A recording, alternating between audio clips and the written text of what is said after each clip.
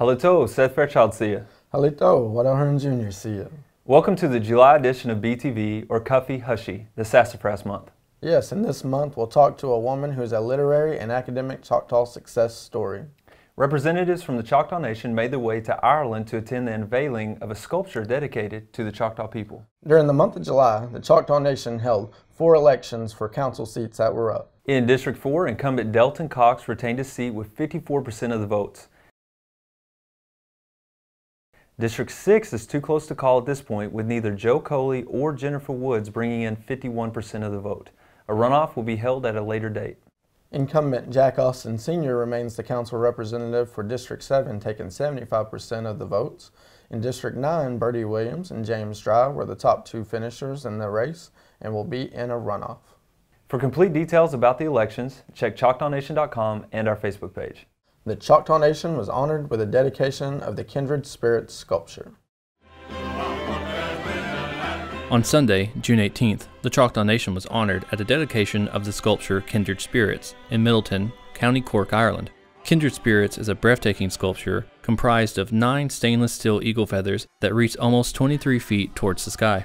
Kindred Spirits, an original artwork by Cork-based artist Alex Pintek, is a reminder of the good that can come when people pull together their resources to benefit others. Speaking at the ceremony, Pintek said, "There's this sort of feeling of rising above it, with perhaps by standing together. And I think maybe even today, as much as ever, standing together against adversity from those who are persecuted or suffering is perhaps a message that we can, still carry forward today." The program of the dedication of Kindred Spirits included displays of both Choctaw and Irish cultures. After welcomes from local officials and visiting dignitaries, an opening prayer was given in Choctaw, followed by the singing of the Lord's Prayer in Choctaw that was accompanied by Native American Sign Language. America's national anthem was also performed in Choctaw.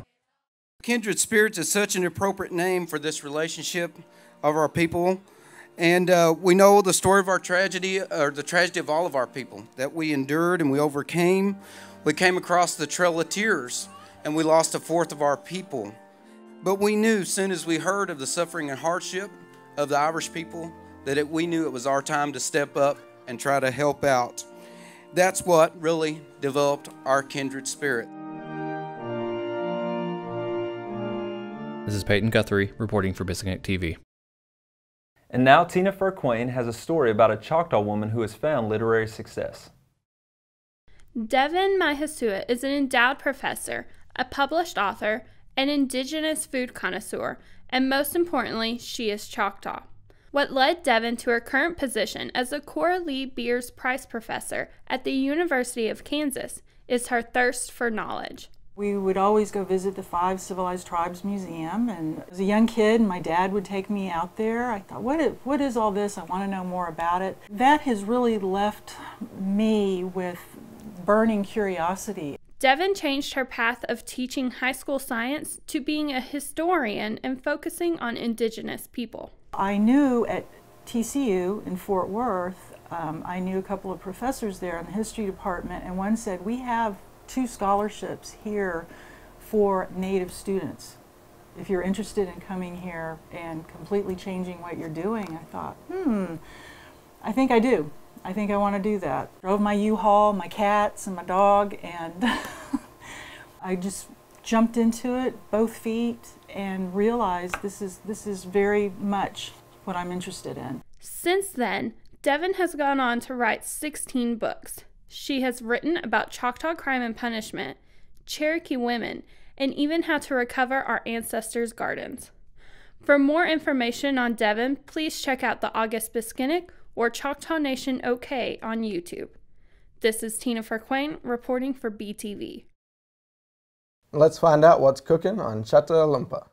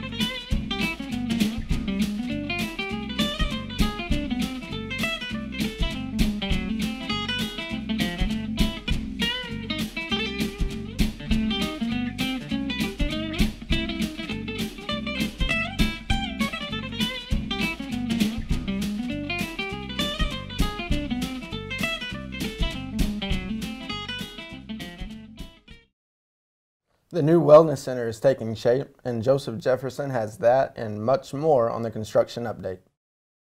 Construction on the Choctaw Nation headquarters in Durant is moving right along, expected to be completed by the end of 2017. The new building will feature modern designs and floor plans to optimize space and efficiency. Many of the offices will feature both open and closed concept floor plans. Demountable partitions will allow for future growth. Progress on the new Durant Wellness Center is right on track. The new 45,000 square foot facility will accommodate the growing number of visitors to the current facility. The new Wellness Center will offer services such as a full basketball court, indoor walking/running track, a child care center, and a concession area for healthy snacks and supplements. Construction of the new Durant Wellness Center is expected to be complete by early 2018. The past several years, we've seen a tremendous amount of growth in our current Durant location. We had just short of around 90,000 visits last year, which is up about 30% over the past 5 years. So there's a growing need, and to add additional services and quality of what we offer and different wellness programs to our tribal members in this area. The Durant Choctaw Community Center completed construction on its new safe room and storm shelter on June 28th.